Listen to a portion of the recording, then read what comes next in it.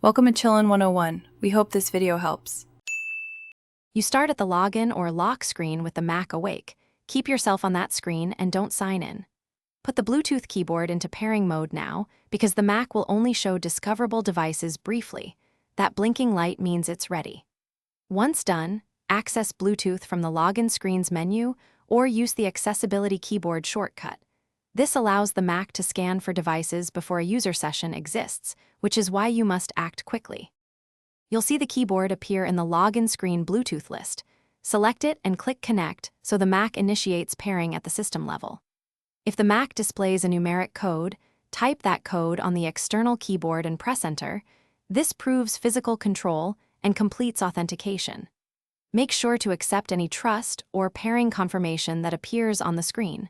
Once accepted, the Mac stores the pairing for use before and after login, which avoids needing the internal keyboard. Now test the keyboard by typing into the password field. If characters appear correctly, you're done. The Mac will remember the device for future logins. If nothing shows, turn the keyboard off and on, re-enter pairing mode, then immediately re-attempt within 30 to 60 seconds because timing matters. If problems persist, restart the Mac's Bluetooth module or reboot and retry. That clears stale states. One key troubleshooting tip: power cycle the keyboard first. Thanks for watching. Consider subscribing if we helped you.